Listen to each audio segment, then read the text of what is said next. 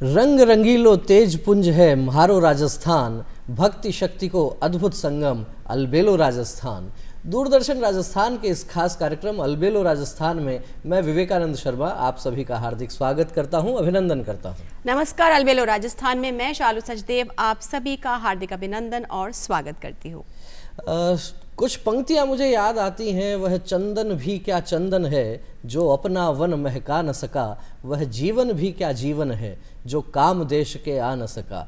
हमारे यहाँ परोपकार की भावना ये जीवन का प्रमुख अंग रही है और महापुरुष ये भी कहते हैं कि आप केवल स्वयं के लिए जिएं तो फिर आखिर आपने क्या जीवन जिया। यदि आप अपने जीवन से आगे बढ़कर दूसरों का जीवन स्तर अच्छा करने के लिए, उनकी आँखों में कुछ मुस्कान लाने के लिए, उनकी आँखों के आंसू पोंछने के लिए, उनके चेहरे पर मुस्कान लाने के लिए यदि आप कुछ काम करते हैं तो आपका जीवन सार्थक है। एक श्रेष्ठ कवि ने एक बार टिप्पणी भी की कि आंसुओं का जन्म होता है आँख से, लेकिन वो जब टपकते टपकते गालों पर आते हैं तो वहाँ उनकी जीवन यात्रा पूरी हो जाती है और वहाँ से यात्रा शुरू होती है मुस्कान की। ये मुस्कान की यात्रा आपके सेवा कार्यों के माध्यम से भी बढ़ती है। तो आज के इस खास कार्यक्रम में हमारे स्टूडियो में जो अतिथि पधारी हैं वो भी समाज सेवा से जुड़ी हुई हैं, लेखन से जुड़ी हुई हैं और नाम है उनका सरिता जी राठौड़। सरिता जी, आपका बहुत बहुत स्वागत है स्टूडियो में। धन्यवाद। सरिता जी लेखिका हैं, समाज सेवा के अलग अलग क्षेत्रों में आपने काम किया है। महिला सशक्तिकरण को लेकर आपका काम रहा है, युवाओं में आत्मविश्वास बढ़ाने के लिए, आत्महत्या को रोकने के लिए आपने बहुत प्रभावी कार्य किए हैं और अनेक मंचों पर आपके विशिष्ट सम्मान भी हुए हैं। सबसे पहले सरिता जी जानना यही चाहेंगे कि आखिर ये सारी शुरुआत कैसे हुई, कैसे मन में भाव जगा, और कहीं ना कहीं भाव मुझे लगता है कि ये तो बचपन में ही प्रस्फुटित होने लगते हैं। तो ये जो समाज सेवा का भाव, ये क्या बचपन से ही प्रारंभ हुआ, कैसा रहा बचपन? बिल्कुल सर, बचपन में जब मेरा जन्म हुआ था तो कन्या भ्रूण हत्या की घटनाएं बहुत हो रही थी। शेखावाटी में मेरा जन्म हुआ था, मैनसर में। तो जब मैं बड़ी हुई तो मेरी माताजी ने मुझे बताया कि इस तरह की घटनाएं होती थी। हालांकि उस समय तो हमें समझ ही नहीं थी कि समाज सेवा होती क्या है, पर धीरे धीरे जब इस बात को समझने लगे तो मैंने सोचा कि मैं महिलाओं के लिए, बेटियों के लिए काम करूँगी। और हमारे स्कूल में एक स्वास्थ्य शिविर लगा था जिसमें मैंने पार्टिसिपेट किया था जब मैं 4th क्लास में थी। उसके बाद में जब धीरे धीरे हमारे स्कूल में कोई भी कार्यक्रम होते थे तो मैं भाग लेती थी, तो उससे ही मुझे प्रेरणा मिली और मुझे अच्छा लगने लगा कि किसी के लिए कुछ करना कितना आनंदमय होता है। तो बहुत अच्छा लगा और उस तरह से वो एक यात्रा नई शुरू हो गई। बिल्कुल। और सरिता जी को देख के मुझे भी 2 पंक्तियां विवेकानंद जी याद आ रही हैं कि जिस क्षेत्र में मुझे उतारो सर्वश्रेष्ठ कर दिखाऊंगी, अत्याचारों को आजकल के मैं स्वयं ही मिटाऊंगी, नारी हूं मैं इस युग की, नारी की ही अलग पहचान बनाऊंगी। तो सरिता जी, आपको देखकर ऐसा मुझे एकदम से लगा कि आप आज के युग की नारी भी हैं। काफ़ी मुश्किल होता है, बहुत सारे संघर्ष आते, चुनौतियां आती हैं। तो जब आपने शुरुआत की, किस तरह से शुरुआत की कि आप महिलाओं की मदद करेंगी? जब मैं आसपास जो परिस्थितियाँ, घटनाएं देख रही थी, सुन रही थी, समझ रही थी, तो मुझे लगा कि मुझे ऐसा कदम उठाना चाहिए कि मैं इनके लिए कुछ कर सकूं। तो घर से ही शुरुआत की थी। आर्टिकल्स मैं लिखती थी महिलाओं के लिए, स्कूल से ही लिखना प्रारंभ किया था। लेकिन जब बड़ी हुई तो मैंने देखा कि जो घटनाएं हैं उनके विरुद्ध कैसे आवाज़ उठाई जाए या महिला सशक्तिकरण के लिए कैसे मुद्दे उठाए जाए, उनके विषय पे क्या लिखा जाए। तो मैंने आर्टिकल्स लिखने शुरू किए। धीरे धीरे फिर समाज सेवा के क्षेत्र में आ गई। निश्चित रूप से समझा जा सकता है कि व्यक्ति जब मन में कुछ विचार करता है और वो विचार लेखनी के माध्यम से कागज़ पर उतरते हैं तो कहीं ना कहीं वो एक स्थायित्व का रूप लेते हैं, और जब उनका फिर प्रकाशन होता है तो मन में एक उत्साह और उमंग भी होती है और उस क्षेत्र में कार्य करने के लिए व्यक्ति स्वयं प्रेरित भी होता है। सरिता जी ने इसी तरीके से अपनी कहानी बताई है कि प्रारंभ में लेखन प्रारंभ हुआ और उस लेखन के माध्यम से फिर वो विचार प्रगाढ़ होते गए, पुष्ट होते गए और उस माध्यम से समाज सेवा के क्षेत्र में भी आप आगे बढ़ते गए। आपने जैसे बताया महिला सशक्तिकरण को लेकर आपका भाव रहता है, कार्य क्षेत्र आपका वो रहता है। एक दौर में भारत में और ख़ासतौर पर हम कहें गाँवों में तो विशेष रूप से संयुक्त परिवार हुआ करते थे। एक एक परिवार में 40-40, 50-50 लोग एक सामान्य बात थी। महिलाओं का भी उसमें एक समूह इस प्रकार से देखा जा सकता था कि कोई ननद है, भाभी है, देवरानी है, जेठानी है, सास हैं। तो एक प्रकार से 40-50 लोगों के परिवार में 15-20-25 महिलाएं भी हुआ करती थी। आपस में एक दूसरे के मन की बातें भी वो हो जाती थी। लेकिन इस दौर की बात करते हैं तो एकल परिवार बढ़ रहे हैं और उस दौर में महिला सशक्तिकरण की बात मुझे लगता है कि वो चूंकि आपस में महिलाएं भी खुलकर बातचीत कर लेती थी, अब एकल परिवारों में ये बड़ा संकट हो गया है कि मन की बात किससे की जाए। तो क्या लगता है अब जब हम संयुक्त परिवारों से एकल परिवारों की ओर बढ़ रहे हैं तो क्या इस दौर में ज़्यादा आवश्यकता है इस काम की? पहले संयुक्त परिवार होते थे तो किसी भी सदस्य की कोई समस्या होती थी एक दूसरे से हम साझा करते थे और वो एक की समस्या पूरे परिवार की समस्या होती थी तो बहुत जल्दी से समाधान ढूंढ लिया जाता था। अभी एकल परिवार हो गए हैं तो उनकी समस्याएं उनकी ही है, उन्हें ही हल करनी है और कई बार ऐसा देखा जाता है कि उनको ऐसा माध्यम ही नहीं मिल पाता कि वो अपने मन की बात कह सके। तो संयुक्त परिवार की तो बात अलग ही होती थी कि कैसे हम एक दूसरे से जुड़ते हैं। बच्चे भी जब बड़े होते हैं तो उनको बहुत कुछ सीखने को मिलता है। अभी एकल परिवार की वजह से बच्चों के ऊपर भी कितना नकारात्मक प्रभाव पड़ रहा है। तो बहुत फर्क पड़ता है इस चीज़ का कि हम कैसे परिवार में रह रहे हैं, कैसे परवरिश हुई है, संयुक्त परिवार का हिस्सा है या एकल परिवार का हिस्सा है, बदलाव तो हुआ है। बिल्कुल। और किसी को सशक्त करने के लिए स्वयं को सशक्त होना बहुत ज़रूरी होता है कि हम खुद में कितनी हिम्मत रखते हैं। चुनौतियां सभी के जीवन में आती हैं, हमेशा ऐसा नहीं होता जीवन में कि हमें हर चीज़ के लिए सफलता मिल जाए या हमें उस अनुकूल वातावरण मिल जाए। आपकी अगर बात करें तो किस तरह का वातावरण आपको मिला जब आपने इसकी शुरुआत की? क्या आपने भी चुनौतियाँ देखी? विवाह के बाद में जब मैं समाज सेवा करना चाहती थी तब मेरी बेटी भी छोटी थी और सही बात पूछो तो घर से भी मुझे परमिशन नहीं मिली थी कि मैं इस तरह से समाज सेवा करूं, लेकिन मुझे लग रहा था कि मुझे कुछ करना है और शुरुआत कैसे की जाए। तो फिर मैंने आलेख लिखने शुरू किए थे। जब लोगों के पास वो आलेख पहुंचे और लोगों ने पढ़े, उनको लगा कि नहीं बदलाव का हिस्सा हुआ है, बदलाव हुआ है, तो धीरे धीरे उस क्षेत्र में मैं आगे बढ़ी। किस तरह की कुरीतियाँ थी जो आपको आपकी नज़र में आई और जहाँ आपको लगा कि बहुत ज़्यादा ज़रूरत है यहाँ पर काम करने की? दहेज प्रथा है जैसे, अभी भी हम देखते हैं कि दहेज के लिए कैसे लोग ज़मीन बेच रहे हैं। मुझे ऐसा लग रहा है कि दहेज प्रथा को बंद करना चाहिए, इसलिए कि दहेज के ऊपर जो खर्च कर रहे हैं उसके बजाय अगर वो बेटी को आत्मनिर्भर बनाने के ऊपर खर्च करे तो ज़्यादा बेहतर होगा, क्योंकि वो अपने पैरों पे खड़ी होगी। और एक महिला जो होती है वो परिवार का आधार होती है, उसको अगर हम ऐसे इस तरह से सशक्त करेंगे या फिर उसको ऐसे शिक्षा दे के हम आगे बढ़ाएंगे तो पूरे परिवार को सपोर्ट मिलता है। अभी हम बात कर रहे थे जैसे संयुक्त परिवार और एकल परिवारों की, तो सामान्य रूप से गांव के परिदृश्य की हम बात करते हैं तो किसी व्यक्ति को कुछ काम करने के लिए बाहर जाना पड़ता है, शहर में जाना पड़ता है और वो परिवार सहित वहाँ आ जाता है तो निश्चित रूप से वो संयुक्त परिवार से अलग होके आता है। ये तो एक वास्तविक जो है व्यावहारिक विषय ये समझ में आता है, लेकिन इसके अलावा अन्य कारण भी आपको क्या कुछ लगते हैं कि जिसके कारण संयुक्त परिवार टूट रहे हैं? एक तो मतलब लोगों को ऐसा हो गया है कि पेशेंस नहीं रहा, धैर्य की कमी आ गई। तो उनको ऐसा लगता है कि हमारे ही निर्णय है वो सर्वोपरि रखने चाहिए, उनको प्राथमिकता देनी चाहिए। अगर आप संयुक्त परिवार में रहोगे तो जहां आपको धैर्य रखना है वहां आपको ये भी समझना होगा कि हमारी समस्याएं जो है सिर्फ हमारी नहीं है, पूरे परिवार की है, समाधान भी वैसे ही खोजे जाएंगे।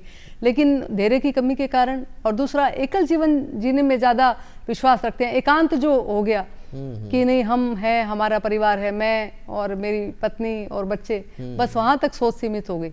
तो उससे बहुत फ़र्क पड़ता है कि हम आगे आने वाले समय में इसके बहुत नकारात्मक प्रभाव देखेंगे, क्योंकि बच्चों को सीखने के लिए पहले जितना मिलता था उतना अब नहीं मिल पाता। बिल्कुल, क्योंकि कभी कभार चीज़ों का नहीं होना भी बहुत ज़रूरी होता है जीवन में, जिससे कि वो समझ सके कि उसका कितना मूल्य है। हम ये आजकल देखते भी हैं कि ज़रा सी बात पर लोग जो है अपने जीवन को ख़त्म करने की दिशा में कदम बढ़ा देते हैं, चाहे वो स्त्री हो, पुरुष हो, बच्चों तक का हम देखते हैं कि ज़रा सी असफलता हो वो नहीं बर्दाश्त कर पाते। और जैसा आपने कहा धैर्य नहीं है बिल्कुल भी। क्या आपने भी इस दिशा में काम किया जहाँ पर, और ख़ास तौर से महिलाएँ, क्योंकि वो इतना टूट जाती हैं, कभी कभार उनके पास कोई बात करने के लिए नहीं होता, वो प्रताड़ित भी महसूस करती हैं, क्या आपने इस तरह की परिस्थितियाँ देखी अपने आसपास? बिल्कुल, हम लोगों ने आत्महत्या रोकथाम अभियान भी चलाया था बच्चों के लिए, और उस दौरान हमें महिलाओं से उनके मन की बातों को जानने का मौका मिला, उनकी मानसिकता को पढ़ने का मौका मिला, जिससे हम ये समझ सकें कि कैसे वो अपनी सोच को बच्चों पे थोपते हैं।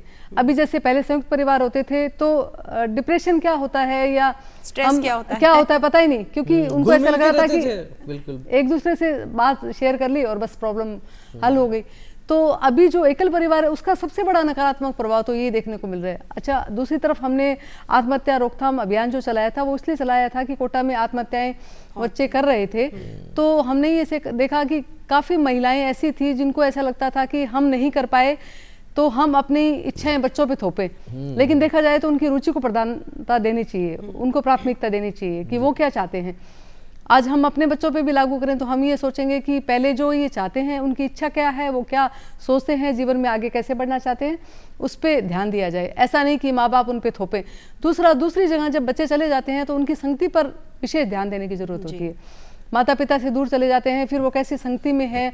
कई बार ऐसा होता है ना कि बहुत सारे नेगेटिव लोग होते हैं, उनके सामने अगर आप ये सोचो कि नहीं हम नहीं कर सकते, तो उनके मनोबल को भी ठेस पहुंचती है, उनके मनोबल को भी हम देखते हैं कि कैसे कमजोर पड़ रहा है, कैसे टूट रहा है। तो वो बहुत फर्क पड़ता है कि कैसी संगति है।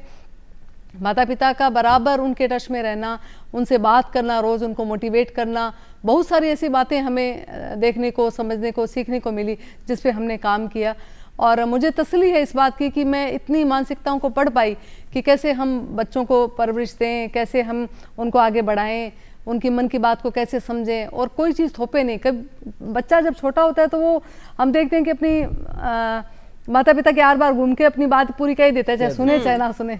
तो हम जब बच्चे थोड़े बड़े हो जाते हैं तो थोड़ा इग्नोर क्यों करने लग जाते हैं, वो भी सोचने वाली बात होती है कि हम उनको प्रधानता कैसे दें। पहले भी तो देते थे, अब भी देनी चाहिए, आगे भी देनी चाहिए। तो हम उनके इतने करीब रहें कि वो अपने मन की बात कर सके, हमें कह सके। तो अगर वो हमारे आसपास रहेंगे, हमारे मन के करीब रहेंगे, हम उनके टच में रहेंगे, तो उनके ऊपर कोई भी चीज़ थोपी नहीं जाएगी और बोझिल नहीं होंगे।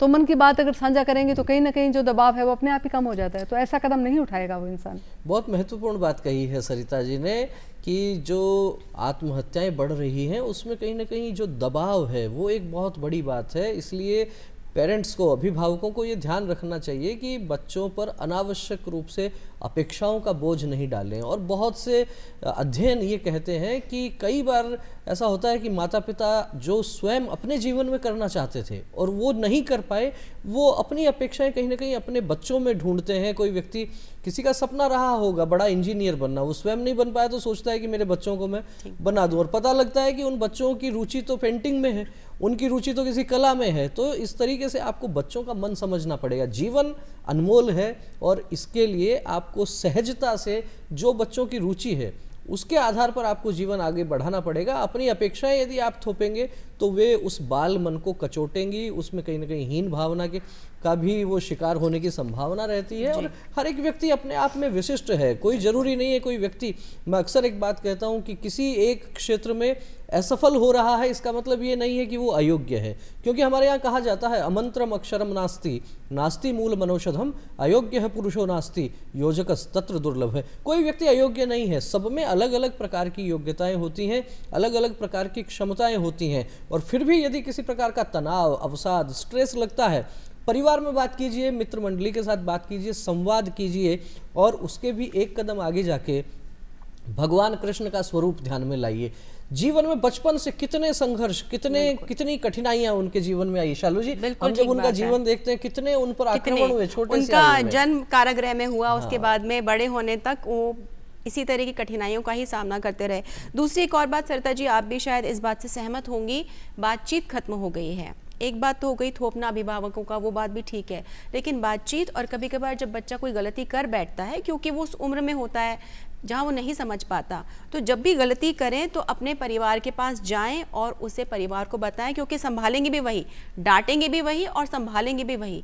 हम क्या करते हैं, बाहर जाके दोस्तों से बात करते हैं, वो खुद ही इतने अनुभवी नहीं होते कि हमें सही रास्ता दिखा सकें। तो गलती करना मनुष्य का स्वभाव है जो बहुत ही मौलिक है और जो करनी भी चाहिए, लेकिन गलती को स्वीकार करना और उसका पश्चाताप करना वो पूरी तरह से हमारे हाथ में है। निश्चित रूप से। आपने जैसे बताया दहेज के खिलाफ भी आपका काम रहा है। एक दौर में तो बहुत सारी घटनाएं हमें मीडिया के माध्यम से भी देखने को, सुनने को मिलती थी। अब इन दिनों में कहीं ना कहीं कुछ तो उसमें कमी आई है, लेकिन फिर भी चूंकि आप समाज में जाती हैं, अलग अलग परिवारों में किस तरह का अनुभव आता है इस विषय को लेकर? अभी तो बदलाव हुआ है और दहेज विरोधी क्षत्रिय संघ भी बने हैं, अलग अलग ग्रुप के माध्यम से भी एक जागरूकता फैला रहे हैं कि आप किसी भी तरीके से इसका विरोध कीजिए। और बहुत सारे ऐसे विवाह हुए हैं जिसमें दहेज नहीं लिया, उन्होंने सिर्फ नारियल और 11 रुपए लेकर भी किए हैं, ऐसे भी हमें सुनने को मिला है। तो बदलाव तो हुआ है। दूसरी बात, पहले शिक्षा का इतना प्रचार प्रसार नहीं था, अभी महिलाएं खुद जागरूक हो गई और वो ये चाहती है कि हमारी बेटियां भी आगे बढ़े। और अगर आप वास्तविक रूप से आंकड़े देखेंगे तो अभी जो लड़कियां हैं उनका अगर हम स्तर देखें तो लड़कों से बहुत बेहतर है नहीं, शिक्षा के प्रभाव में, बिल्कुल, और बहुत बदलाव हुआ है। हमने वो देखा, और अभी किस तरह से हमारी भारत की बेटियों ने वर्ल्ड कप में परचम फहराया है, और जिस भी क्षेत्र में जाती हैं कमाल देखने को मिलता ही है। जी, मेरे को एक बात और ध्यान में आ रही है, जैसे कि जो सरिता जी ने भी अभी बताया कि बहुत से विवाह ऐसे अनुकरणीय विवाह हो रहे हैं कि दहेज के नाम पर केवल 1 रुपया और नारियल की बात है, लेकिन इसका एक दूसरा पक्ष भी देखने को मिलता है कि इसमें तो कमी आ गई होगी, लेकिन जो विवाह की भव्यता है, कहा जाता है कि बारात में 2000 लोग आएंगे, इतने तरह की स्टॉल लगेंगी, ऐसा शामियाना होगा, ऐसा गार्डन होगा, पता लगता है उसी में 1 करोड़ रुपए खर्च हो जाता है। तो ये जो भव्यता वाला मामला है, जो दिखावे वाला मामला है, इसको लेकर आपका क्या सोचना है? अभी दिखावा ज़्यादा हो गया है। मतलब हम थोड़े दिन पहले ही बातें कर रहे थे कि घर के आंगन में बेटी ब्याही जाती थी, वहाँ फेरे होते थे, और ये होटल्स वगैरह इनका काम नहीं होता था। जब हम छोटे थे तो मैंने वो विवाह भी देखे हैं कि हमारे ननियाल में हम गए हुए थे और बेटी की शादी थी, तो वो बेटी पूरे गांव की बेटी, मतलब उन्होंने सारों ने मिलके व्यवस्था की, और जितने भी बाराती आए उस हिसाब से। अभी तो हर तरह से, चाहे कपड़े ले लीजिए, गहने ले लीजिए, खाने पीने का जो भी व्यवस्था है उनमें सब में परिवर्तन आ गया, और दिखावा बहुत ज़्यादा हो गया। बाकी साधारण तरीके से भी करने वाले समझते हैं कि नहीं ठीक है, लेकिन ऐसे लोग बहुत कम हैं। कुछ समाजों में तो ये भी देखने को मिला है शालू जी कि समाज जो है अपने स्तर पर ये इनिशिएटिव ले रहे हैं कि विवाह में इतनी मिठाइयाँ होंगी, इससे ज़्यादा नहीं होंगी, है ना, इतने लोग होंगे, लोगों की संख्या भी सीमित होगी। तो कुछ तो कदम मुझे लगता है इस दिशा में आगे बढ़े हैं। बिल्कुल, एक कदम और आगे बढ़ते हैं। हम सशक्तिकरण की बात कर रहे हैं, बेटियां भी आगे बढ़ रही हैं, सब काम हो रहे हैं, सब कुछ सकारात्मक है, लेकिन वहाँ पर हम परिवारों के टूटना, एक तो पहला था संयुक्त परिवार टूटना, अब शादी टूटना भी बहुत आम हो गया है, क्योंकि इस तरह के हम देखते हैं उदाहरण सामने आते हैं जहाँ पर दोनों ही ईश्वर की कृपा से बहुत अच्छा कमा रहे होते हैं, तो दोनों बोलते हैं कि हम क्यों आ गई है, एक अहम सा आ गया है। क्या आपने इस तरह की परिस्थितियां देखी और बचाने के प्रयास किए हैं? हाँ बिल्कुल, हमने काउंसलिंग की थी, और अभी ये इसलिए हो रहा है कि पहले तो जो महिला थी एक गृहिणी के रूप में अपनी भूमिका निभाती थी और पुरुष कमाता था, तो उनका जो सामंजस्य है, संतुलन बना रहता था। अभी महिलाएं भी कमा रही है, पुरुष भी कमा रहे हैं, दोनों अपने अपने क्षेत्र में अच्छा काम कर रहे हैं, दोनों आत्मनिर्भर है। तो उन दोनों में एक अहम की भावना इसलिए आ जाती है कि जैसे ये कर रहे हैं वैसे मैं कर रही हूँ, तो फिर मैं इनसे कम क्यों, मैं ऐसा क्यों सोचूं कि सब मुझे ही करना है, सारी जिम्मेदारी मेरी ही है। तो वो एक अहम बीच में आ जाता है। जैसा मैंने पहले भी बताया कि धैर्य की भी कमी हो गई। और जब संयुक्त परिवार होते थे तो अलग होता था। अब एकल परिवार में एक ही बच्चा है या 2 बच्चे हैं, तो माता पिता भी उनको जो कुछ कहने से सोचते हैं पहले कि क्या कहें क्या नहीं, और छोटी छोटी जो गलतियां करते हैं या थोड़ा सा भी अगर उनको डांट देते हैं तो उनको ये आहत होता है कि नहीं हमें ऐसे कैसे कह दिया। तो हर तरह से प्रभाव पड़ा है। बिल्कुल, और कहीं ना कहीं ये बहुत ज़रूरी है इस बात को समझना, क्योंकि आज हम छोटे परिवारों में रहते हैं, माता पिता बच्चे, तो दोनों की ही जिम्मेदारी बनती है कि वो अपनी अपनी भूमिका निभाएं, बजाय इसके कि एक व्यक्ति के ऊपर उसको लाद दिया जाए और फिर वो कहीं ना कहीं एक ईगो इशू बन जाए या अहम का कारण बन जाए। क्योंकि घर का काम करना वो जेंडर डिफाइन नहीं करता, आपका काम है, आपका घर है, वो घर आपका भी उतना ही और आपकी पत्नी का भी उतना ही और अपने बच्चों का भी उतना ही है। तो कभी कभार जब हम बच्चों को भी सिखाते हैं कि अपनी प्लेट उठा के रखिए या बर्तन धोइए, तो उससे उसकी भी स्किल डेवलपमेंट कहीं ना कहीं होती है और जो अहम का भाव है वो खत्म होता है। तो ये हम सबकी सामूहिक जिम्मेदारी है परिवार चलाना, ना कि किसी एक व्यक्ति की। ये एक जॉब नहीं है, ये जीवन है, और जीवन में सभी लोगों का उतना ही समावेश और उतना ही महत्वपूर्ण भूमिका होती है जिससे कि घर अच्छे से चल सके। निश्चित रूप से इस बात को इस तरीके से भी समझा जा सकता है कि गृहस्थी की गाड़ी जो है उसमें पति पत्नी 2 पहिए हैं और दोनों का सामंजस्य, दोनों का तालमेल ये बहुत आवश्यक है। और इसमें जैसे बात आ रही है चर्चा में, धैर्य की तो निश्चित रूप से आवश्यकता ही है, लेकिन यदि बात ईगो की आती है, आखिर ये काम मैं ही क्यों करूं, आखिर भोजन बनाने का काम मैं ही क्यों करूं, बर्तन साफ करने का काम मैं ही क्यों करूं, मैं भी डॉक्टर हूं, मैं भी इंजीनियर हूं, मैंने भी पढ़ाई की है, यदि ये भाव आता है तो कहीं ना कहीं ये देखना पड़ेगा कि भारत के संस्कारों में त्याग ये बड़ी चीज है। ये चाहे पुरुष हो चाहे महिलाएं हो, सबके लिए समान रूप से है और आदरणीय और श्रेष्ठ वही है जो अपने अधिकार के बजाय अपने कर्तव्य को आगे रखता है। तो हमारा कर्तव्य क्या है? हम यदि गृहस्थी हैं तो उस गृहस्थी को बहुत अच्छे से चलाना, अपने बच्चों को अच्छी परवरिश दें, उनको अच्छे संस्कार दें। उनके सामने यदि घर परिवार में तनाव का माहौल रहेगा तो बाल मन पर भी बड़ा विशेष अलग नकारात्मक प्रभाव पड़ता है। क्या कहना चाहेंगी सरिता जी, जिस तरीके से घर परिवारों में हम कहें घरेलू हिंसा के जो मामले होते हैं उसके कारण छोटे बच्चे, उनका मन भी बड़ा प्रभावित होता है। क्या कहना चाहेंगे? एक तो सर आजकल जो मोबाइल है उन्होंने बचपन छीन लिया। बिल्कुल।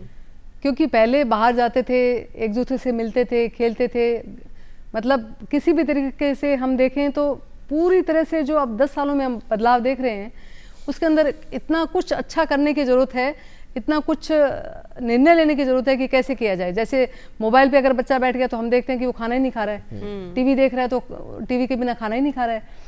तो ये जो बदलाव हुए हैं वो क्यों हुए हैं? और मोबाइल ने परिवारों को भी, रिश्तों को भी अलग किया है।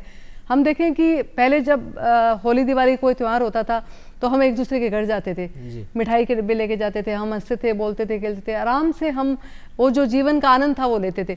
लेकिन अभी एक मैसेज कर देते हैं, फ़ोन भी नहीं करते, मतलब सिर्फ मैसेज करके हम छोड़ देते हैं और हमें ऐसा लगता है कि नहीं हमने अपनी जिम्मेदारी निभा दी। लेकिन क्या वो मैसेज करने से और वो एक दूसरे के घर जाने से मिलने का जो काम है, क्या वो बराबर है? दोनों में अंतर नहीं है। अगर बैठेंगे, बात करेंगे तो कितना अच्छा सकारात्मक प्रभाव पड़ता है। लेकिन हम देख रहे हैं कि जो बच्चे हैं वो अगर कहीं जा भी रहे हैं, किसी के घर पे भी जा रहे हैं तो भी मोबाइल लेके बैठ जाते हैं। माता पिता बात करते रहते हैं लेकिन बच्चे मोबाइल। तो वो एक स्क्रीन टाइम उनका एक फिक्स करना चाहिए, उनको ये महसूस करवाना चाहिए कि नहीं ये परिवार के सदस्य हैं, इनसे मिलो, जुड़ो, आगे वाली पीढ़ी को भी एक अच्छा संदेश जाता है। और हम जैसे रिलेशन रखते हैं उसका हमारे जीवन के ऊपर बहुत गहरा प्रभाव पड़ता है कि हम कैसे लोगों के बीच में उठते बैठते हैं, कैसे किस तरह के रिश्ते हैं, परिवार के अंदर है या रिश्तेदार के अंदर है। तो वो उस तरह का जो प्रभाव पड़ रहा है वो हम देख रहे हैं कि कैसे बच्चे दूर होते जा रहे हैं, मोबाइल की दुनिया में खोते जा रहे हैं, अपनेपन का भाव होता जा रहा है, चिड़चिड़ापन बढ़ता जा रहा है। तो वो सब हम देख रहे हैं। शालू जी, मेरे को 2 पंक्तियां याद आ गई, किसी ने बहुत ही शानदार लिखा इस बारे में कि अब तो उंगलियां ही निभा रही हैं सामाजिक रिश्ते, क्योंकि आप मैसेज कर देते हैं, चैटिंग कर लेते हैं, अब तो उंगलियां ही निभा रही है सामाजिक रिश्ते। जुबान के पास तो समय ही कहाँ बचा है। बिल्कुल ठीक बात है। और कहीं ना कहीं आज ये बात शिष्टाचार की भी हो गई है कि जब कोई बड़ा हमारे साथ हो या परिवार साथ में हो तो ऐसा जीवन में और जिंदगी में कुछ भी नहीं है जो 2 मिनट के लिए रुक नहीं सकता। तो पहले बात हुआ करती थी कि बड़ों के पैर छुओ, उन्हें इस तरह की शिक्षा दी जाती थी, लेकिन आज वो समय आ गया है कि हम खुद भी पहले और अपने बच्चों को भी ये सिखाएं कि जब हमसे कोई 2 लोग बात कर रहे हो तो हम मोबाइल को साइड पे रख दें या साइलेंट पे रखें। और संसार जो है 2 मिनट रुक सकता है, हमारे बगैर ऐसा कोई काम नहीं है जो कतई नहीं हो सकता। तो कहीं ना कहीं ये भी एक आजकल सिखाने वाली बात हो गई है।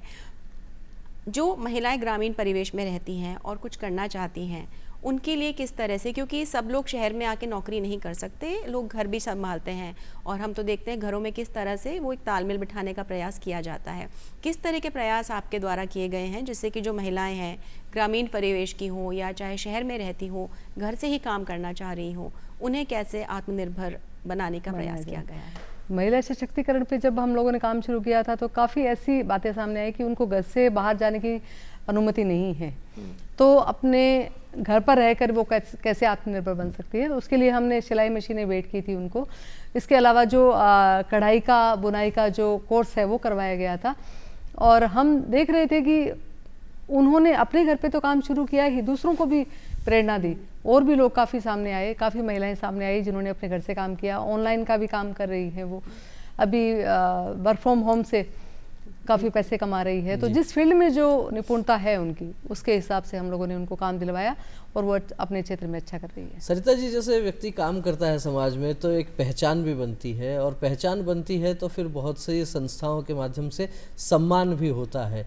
पर काम करने वालों के लिए सम्मान कोई बहुत मायने नहीं रखता, क्योंकि जो भाव सेवा का है वो महत्वपूर्ण है। सेवा है यज्ञ कुंड, समिधा सम हम जलें, ये भाव जब भीतर चल रहा होता है तो सम्मान कहीं ना कहीं हम सोचते हैं कि वो तो एक पीछे रह जाते हैं, लेकिन फिर भी व्यक्ति का उत्साहवर्धन तो होता ही है।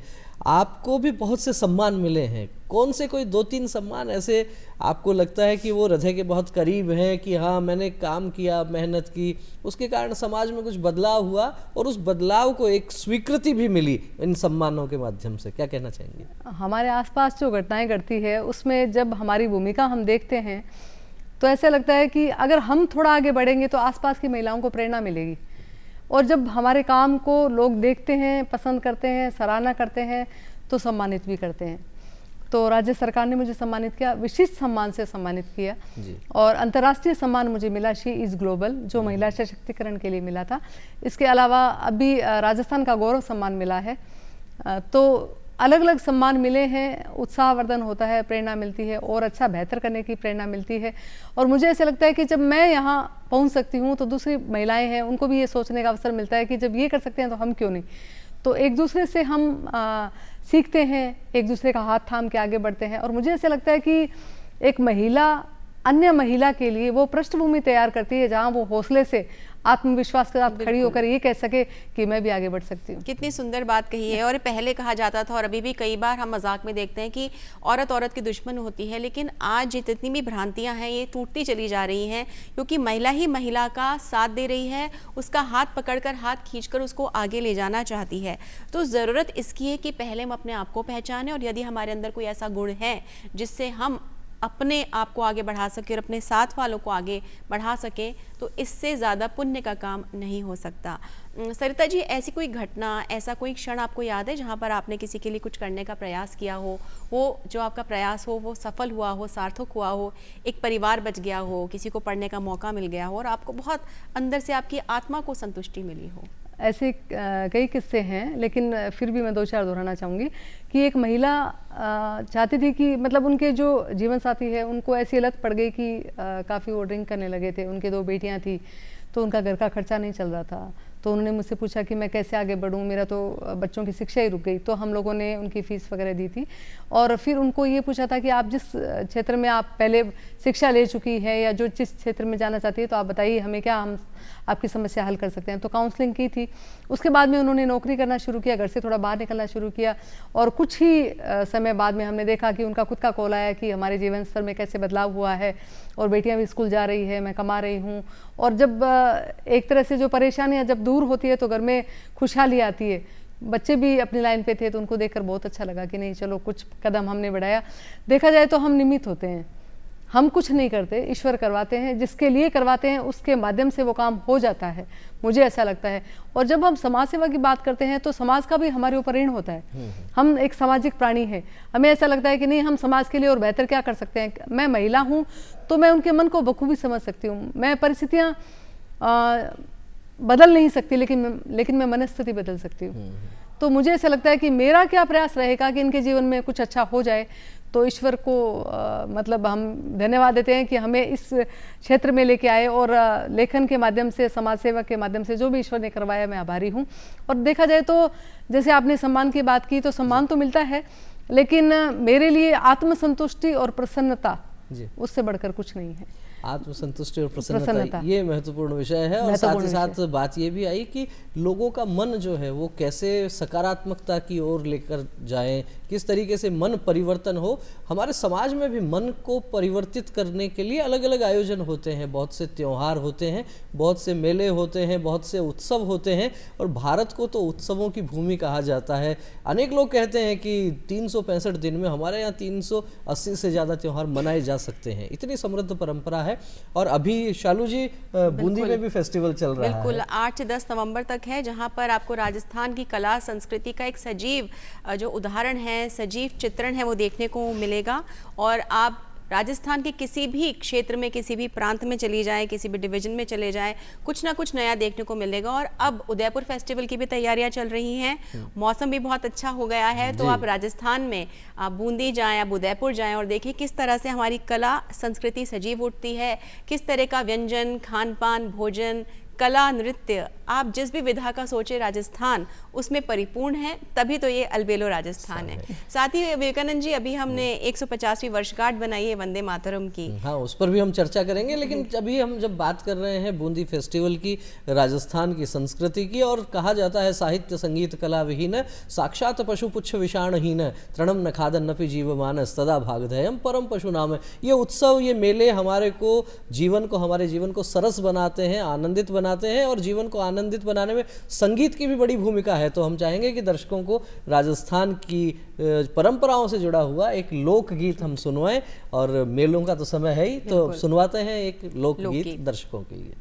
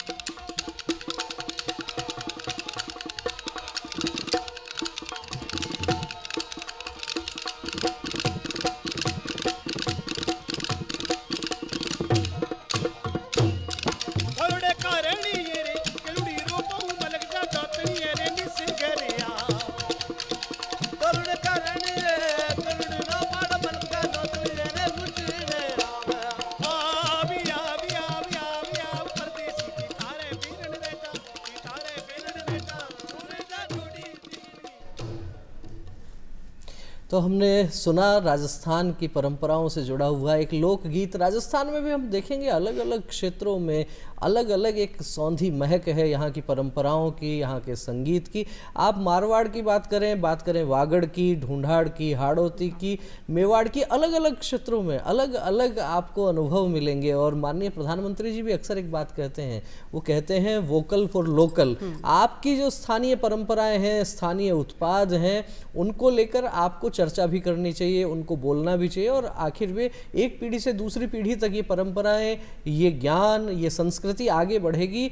और उसका सबसे बड़ा माध्यम होता है संवाद। और संवाद जो है वो अलग अलग माध्यम उसके हो सकते हैं, मीडिया उसमें महत्वपूर्ण भूमिका निभाता है। और इसी क्रम में आज हम सरिता जी राठौड़ से चर्चा कर रहे हैं। सामाजिक कार्यकर्ता है, अलग अलग क्षेत्रों में काम करती हैं।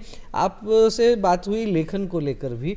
लेखन का जो क्षेत्र है साहित्य के साथ जुड़ा हुआ है। आपने बताया आर्टिकल्स बहुत लिखे हैं आपने, उसके अलावा भी साहित्य के क्षेत्र में यदि हम बात करते हैं, कविताएं, कहानियाँ, अलग अलग चीज़ें जो होती हैं, उस तरफ भी कुछ कभी मन हुआ कुछ लिखने का? बिल्कुल, कविताएं लिखी मैंने, कश्मीर की वेदना लिखी। अच्छा। और जवान पे लिखी, जो जिनकी वजह से हम सुरक्षित हैं, जो हमारे प्रहरी हैं। तो इसके अलावा मैंने आलेख ज़्यादा लिखे हैं, परितृप्ति है, चौखट लांगनी आती तो, शिक्षा का प्रभाव, दहेज, मृत्यु भोज, अलग अलग तरह के आर्टिकल्स हैं। और जो महिला सशक्तिकरण के विषय से जुड़े हुए हैं उनके ऊपर मैंने विशेष रूप से लिखा है। शालू जी, जैसे इन्होंने बताया, अभी जवानों की भी बात हुई, कश्मीर की भी बात हुई, देश की बात हुई। देश में इस समय बड़ा एक उत्साह का वातावरण बना हुआ है। वंदे मातरम जो गीत था, उस गीत के 150 वर्ष पूरे हुए और उसको लेकर देश भर में अलग अलग तरह के आयोजन भी हो रहे हैं। मुझे एक श्रेष्ठ कवि की कुछ पंक्तियां भी याद आ गई कि उन्होंने लिखा संक्षेप में, जो पूरा वंदे मातरम है वो तो निश्चित रूप से दर्शक सुनते भी होंगे, बहुत से कार्यक्रमों में हम बोलते भी हैं। भारत माता की आराधना है, राष्ट्र की आराधना है, लेकिन उसको किसी कवि ने बहुत अच्छे से लिखा, सुजलाम सुफलाम वंदे मातरम, मलयज शीतलाम वंदे मातरम, शस्य और श्यामलाम वंदे मातरम, सुखदाम वरदाम वंदे मातरम। वंदे मातरम भारत का विशिष्ट मंत्र है, जिसे गाकर भारत हुआ स्वतंत्र है। स्वतंत्रता सेनानियों का ये गीत अमर गीत हो गया और उनको प्रेरणा मिलती थी इस राष्ट्र के लिए अपना सर्वस्व न्योछावर कर देने के लिए। इतना प्रेरणादायक यह गीत हमारा वंदे मातरम। और के 150 वर्ष पूरे होने पर देश भर में बड़े बड़े आयोजन हो रहे हैं। राजस्थान में भी बड़े बहुत ही भव्य आयोजन हुए। राजधानी जयपुर में SMS स्टेडियम में बड़ा कार्यक्रम हुआ, हजारों लोग उसमें पहुंचे। निश्चित रूप से राष्ट्रभक्ति की जो भावना है ये प्रथम होनी चाहिए। इसमें राजनीति का कोई स्थान नहीं है, इसमें राष्ट्रनीति की बात हो, देश को आगे बढ़ाने की बात हो। और जब देश के लिए सर्वस्व समर्पित करके गए हमारे स्वतंत्रता सेनानी, जिनके त्याग, बलिदान, समर्पण के कारण हम खुली हवा में सांस ले रहे हैं, आज़ादी की सांस ले रहे हैं, उनके प्रति भी हमें कृतज्ञता का भाव रखना ही चाहिए। बिल्कुल। और जब इस तरह के जो त्यौहार हैं मनाए जाते हैं, त्योहारों की तरह इन दिनों को मनाया जाता है, तो एक बार फिर से हमारे मन में भारत माता के प्रति जो प्रेम है उसका फिर से एक बार संचार होता है और हमें याद आ जाता है कि हमें हमारी मातृभूमि के लिए क्या करना है।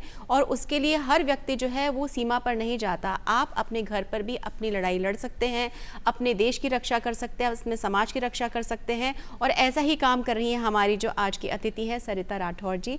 सरिता जी, आपसे जानना चाहेंगे, कोई भी काम करना हो उसके लिए संसाधन तो चाहिए होते हैं। जब सिपाही भी जंग लड़ता है तो उसके पास बंदूक होती है, उसके पास में बहुत सारे सामान होते हैं, ट्रेनिंग होती है।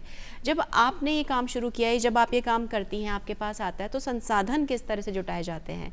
क्योंकि बिना संसाधनों के सब चीज़ व्यर्थ है। बिल्कुल। वैसे तो जब मैंने शुरुआत की तो व्यक्तिगत ही थी, और धीरे धीरे जब लोग जुड़ते गए हमसे तो हमने एक ग्रुप बनाया। उस ग्रुप के माध्यम से जिन लोगों को आवश्यकता थी कि जिस तरह से हम सहायता कर सके, तो जो भी हम लोगों ने सहायता की उस ग्रुप के माध्यम से की। तो इस तरह से हम लोगों ने देखा कि अलग अलग क्षेत्रों में भी और अलग अलग लोगों के माध्यम से हम लोगों के सामने ये समस्याएं आ रही है। कहते हैं ना कि एक के विचार जब सबके साथ साझा होते हैं तो हमें बहुत कुछ सीखने को मिलता है, तब हम वास्तविक बदलाव कर सकते हैं। तो ग्रुप के माध्यम से हम लोगों ने ये देखा कि नहीं, हम सब मिलकर काम करेंगे, जैसे कि संगठन में शक्ति है तो बहुत अच्छे तरीके से कर पाएंगे। बिल्कुल। तो कहीं ना कहीं यदि आपके मन में भी विचार हो, यदि आप कुछ करना चाहती हो अपने आसपास के लिए, अपने समाज के लिए, ऐसे किसी परिवार के लिए जो आपको लगता है आपकी सहायता से और आपके होने से आगे बढ़ सकता है, समृद्ध हो सकता है, तो उसके बारे में बात कीजिए। परिवार वालों से बात कीजिए, आपस में बात कीजिए, आसपास वालों से बात कीजिए। क्योंकि कहीं ना कहीं ऐसे बहुत से लोग हैं हम सबके अंदर, ऐसे बहुत सारे लोग हैं समाज में जो दूसरों को आगे बढ़ाना चाहते हैं। तो संवाद में जो ताकत है और संगठन में जो ताकत है उसका कोई और मुकाबला नहीं है। सरिता जी, जैसे आप समाज सेवा के क्षेत्र में काम करती हैं, समय सबके पास बराबर होता है, दिन सबके लिए 24 घंटे का होता है, समाज सेवा करने वालों के लिए 26 घंटे का नहीं होता है। तो घर परिवार की जिम्मेदारियों का निर्वहन और उसके बाद में समाज सेवा के लिए घर के बाहर जाके काम करना, उसके लिए भी समय लगाना, कैसे सामंजस्य बना पाती हैं घर परिवार के काम में, बाहर के काम में? जिम्मेदारियां तो सर सबके होती है, लेकिन कहते हैं ना कि जहाँ चाह वहाँ राह, तो उसके लिए समय निकाल लिया जाता है। मतलब व्यवस्थित तरीके से व्यस्त होना जरूरी है, जीवन में अस्त व्यस्त नहीं होना चाहिए, मुझे ऐसा लगता है। बड़ी अच्छी बात है, अस्त व्यस्त नहीं होना चाहिए, अस्त व्यस्त नहीं होना चाहिए। तो मुझे ऐसा लगता है कि हम पूरे दिन बच्चों में, घर में, गृहस्थी में रहते हैं, लेकिन कुछ समय हम अपने समाज के लिए, देश के लिए निकालते हैं तो बहुत बड़ा बदलाव आ सकता है। तो अगर हम सब ये सोचें कि नहीं, हमारा कर्तव्य बनता है, हम सामाजिक प्राणी हैं, हम देश के लिए क्या करें, समाज के लिए क्या करें, तो बहुत बड़ा बदलाव आ सकता है। और यही सोच रखकर हम लोग आगे बढ़ रहे हैं। और जब मैंने शुरुआत की थी तो मुझे लगा कि आर्टिकल्स मैं लिख रही हूँ, लोगों तक बात पहुँच रही है, लेकिन जब समाज सेवा के क्षेत्र में आई तो मुझे लगा कि नहीं, कैसे हम लोगों की मानसिकता को बढ़ें, फिर उनकी मन की सुने, कैसे उन्हें हम समाधान निकाल के दिखाएं कि हम आपके जीवन में बदलाव लाना चाहते हैं, अगर आप तैयार हो तो। लेकिन जब उन्होंने साथ दिया, जब वो साथ आए तो बहुत बड़ा बदलाव देखा। बिल्कुल। सरिता जी, साथ में जानना ये भी चाहेंगे कि भारत की परंपराओं की बात करते हैं तो हमारे यहाँ तो सदियों से ये कहा गया है, यत्र नार्यस्तु पूज्यन्ते रमन्ते तत्र देवता। महिलाओं को इतना सम्मान दिया गया है, और नवरात्रों में भी कन्या पूजन से लेकर हम बात करें या फिर बात करें साधना करने वाले लोगों की, किसी को शक्ति चाहिए होती है तो माँ दुर्गा की आराधना करते हैं, ज्ञान चाहिए होता है तो सरस्वती की आराधना करते हैं, धन चाहिए होता है तो लक्ष्मी की आराधना करते हैं। और बहुत से लोग ये कहते हैं कि जो कुछ है वो सब महिलाओं के पास ही है, महिला अपने आप में शक्ति है। तो जब महिला अपने आप में शक्ति है, फिर ऐसी क्या परिस्थितियां आ गई, क्या लगता है आपको कि उसके सशक्तिकरण पर हमें काम करना पड़ रहा है? पहले जैसे जो समय था, जैसे कि हमेशा से नारी सशक्त रही है, मतलब, लेकिन कुछ समय बीच में ऐसा आया कि हमें ये देखने को मिला कि उन्हें घर से बाहर निकलने की अनुमति नहीं है, या जो आक्रमण हुए या जैसे भी जिस तरह से जो परिस्थितियाँ बदली गई उसके अनुसार हमें ऐसा लगा कि नहीं। लेकिन देखा जाए तो 50% आबादी का नेतृत्व करती है महिलाएं। तो अब जब समय बदल रहा है, शिक्षा का इतना प्रचार प्रसार हो रहा है, हम आगे बढ़ रहे हैं, आत्मनिर्भर बन रहे हैं, और स्वतंत्रता की बात करें तो अब पहले जैसी बंदिशें नहीं हैं, क्योंकि महिला खुद जागरूक हो गई है। उन्हें लगता है कि अब हम अपने पैरों पे खड़े होंगे तो हम परिवार के लिए भी कुछ कर पाएंगे और आगे आने वाली पीढ़ी को भी कुछ सीखने को मिलेगा। तो समय बदल गया है, अब नारी का समय है, और पहले भी था, लेकिन कुछ परिस्थितियों की वजह से और बीच में हमें ऐसे देखने को मिला। लेकिन हम जब देखते हैं कि समाज में कितना बड़ा बदलाव हुआ तो उसमें नारी की अहम भूमिका रही है। आसपास जो हम देखते हैं सरिता जी, एक हाल ही में कुछ दिन पहले, कल परसों में एक खबर पड़ी थी अखबार में, बहुत दुख हुआ कि आज जब हम बात करें सशक्तिकरण की, आगे बढ़ने की, और बेटी बचाओ बेटी पढ़ाओ का जो है, हमारे प्रधानमंत्री, माननीय प्रधानमंत्री जी भी कहते हैं कि बेटी बचाओ बेटी पढ़ाओ, ऐसे में ही एक माँ अपने बच्चे को पैदा होने से पहले ख़त्म कर देती है, और बच्चा के पैदा होने के बाद जब वो पता चलता है कि वो कन्या को जन्म लिया है। किस तरह से आप देखती हैं और क्या कहना चाहेंगी उन माताओं बहनों से? क्या वो परिवार के दबाव में आके ऐसा कदम उठाती हैं, या बेटियों को क्यों इतनी हे दृष्टि से देखती हैं? क्या कहेंगी आप? इसके पीछे जो सबसे बड़ा कारण है वो तो है विकृत मानसिकता। दूसरा, परिवार का दबाव। मतलब महिलाएं देखा जाए तो वो समझती है इस बात को, लेकिन उनके ऊपर इतना दबाव होता है कि जैसे पहले ऐसे बोलते थे ना कि अभी तो 2 ही बच्चे हैं, या आने वाले टाइम में ये आप सोचो कि 1 ही बच्चा है, तो पूरा माता पिता का पूरा ध्यान उनके ऊपर रहता है कि कैसे उनकी परवरिश की जाए, किस तरह से उनको शिक्षा दी जाए, कैसे संस्कार दिए जाएं। लेकिन अभी भी कुछ परिवारों में देखते हैं कि नहीं, लड़कियों से ज़्यादा लड़कों को महत्व देते हैं। हालांकि समय बदल गया है, वो मानसिकता नहीं रही, पर कुछ प्रतिशत ऐसे हैं परिवार जिनकी वजह से उनके ऊपर दबाव पड़ता है और फिर उनको ऐसा कदम उठाना पड़ता है। समय की अपनी मर्यादाएं हैं, बहुत चर्चा हो सकती है, विस्तृत अनुभव भी है आपका। दर्शकों के लिए क्या संदेश देना चाहेंगी अपने काम के अनुभव के आधार पर? जो आपको लग रहा है समाज में क्या क्या चीज़ें हो रही हैं, क्या बदलाव हो रहे हैं, किस तरीके से हो सकते हैं? तो पहले तो संदेश के पहले मैं चाहूँगा कि चूँकि आपका कार्य क्षेत्र खासतौर पर महिलाओं के क्षेत्र में आप काम करती हैं, आज की महिलाओं में क्या कुछ बदलाव देखना चाहती हैं आप? एक तो सुरक्षा की दृष्टि से हम देखा जाए तो, दूसरा ये कि अभी महिलाएं जागरूक हो गई है तो अपना चयन खुद करती है कि किस क्षेत्र में जाना है। अभी उनके ऊपर ऐसा दबाव नहीं है कि उनके हिसाब से जीवन चलेगा या नहीं चलेगा, या कैसे वो दूसरों के मार्गदर्शन में अपना जीवन आगे बढ़ाना चाहती है, ऐसा कुछ नहीं है।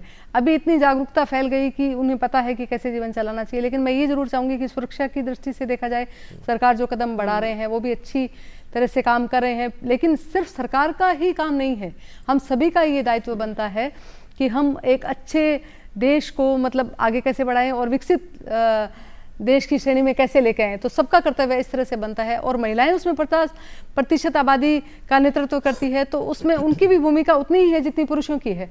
तो इसमें ये नहीं देखा जाए कि ये पुरुष है या ये नहीं कर सकते, या हम महिलाएं हैं हम नहीं कर सकते, दोनों का बराबर दर्जा है। और हम जब समानता की बात करते हैं तो ये अपने आप ही लागू हो जाता है कि हमारा सबका कर्तव्य बनता है कि हम आगे बढ़ाएं। और महिलाओं के लिए ये संदेश देना चाहूँगी कि जीवन एक बार मिला है, उसे विशेष बनाइए। जो शेष है या जो आप करना चाहते हैं, आपका खुला आसमान है, आप अपने हुनर को पहचानिए, आगे बढ़िए, दूसरों का हाथ थामिए, उनको आगे बढ़ाइए, प्रेरणा दीजिए, जिससे हम विकसित देश की श्रेणी में आ सकें। और हम सबका कर्तव्य बनता है कि हम अपने स्तर पे अच्छे से अच्छा कर सकें। निश्चित रूप से जो ये चर्चा हुई है उसके सार रूप में हम ये कह सकते हैं कि जीवन को विशेष बनाइए। यदि कुछ शेष रह गया है तो उसके पीछे मत पड़े रहिए, उसको विशेष बनाने के लिए अपना आत्मविश्वास बढ़ाइए, अपनी कुशलता बढ़ाइए, किसी न किसी क्षेत्र में अपनी निपुणता बढ़ाएंगे तो आपका जीवन भी अच्छा होगा और समाज को बेहतर बनाने के लिए आप बहुत अच्छा योगदान भी दे सकते हैं। खासतौर पर महिलाओं के क्षेत्र में सरिता जी जो काम कर रही हैं वो अनुभव हमारे साथ साझा किए, और इस चर्चा से सार रूप में ये भी निकलता है कि नारी ही नारायणी है। अपने भीतर की शक्ति, अपने भीतर की जिजीविषा और कठिन परिस्थितियों से लड़ने की जो बात है उसमें अध्ययन भी बहुत मददगार होता है। आप पुराने महापुरुषों को पढ़ेंगे तो ध्यान में आएगा किस किस प्रकार के संघर्ष उन्होंने किए। जो संघर्षों में तपता है आखिर वही निखरता है। आप झांसी की रानी लक्ष्मीबाई को पढ़ेंगे तो आपको ध्यान में आएगा कि कभी हार नहीं मानने वाली। और पुरातन काल की जब श्रेष्ठ नारियों को आप पढ़ेंगे वे कितनी विदुषी थी, कितना ज्ञान उनको था। आप घर से बाहर कदम रखने से पहले ये सोचें कि ये काम मेरे लिए है या नहीं है। वो दौर बीत गया है, आपके पंख फैलाइए, पूरा आसमान आपका है। इन्हीं शुभकामनाओं के साथ कि आप सभी का योगदान इस देश को आगे बढ़ाने में सभी का पूर्ण समर्पण के साथ भाव रहेगा। इन्हीं शुभकामनाओं के साथ देंगे इस कार्यक्रम को विराम। सरिता जी आप स्टूडियो में पधारे, बहुत ही रोचक जानकारियाँ आपने दी, आपको भी बहुत बहुत धन्यवाद। सभी दर्शकों को भी बहुत बहुत धन्यवाद। नमस्कार। नमस्कार सर।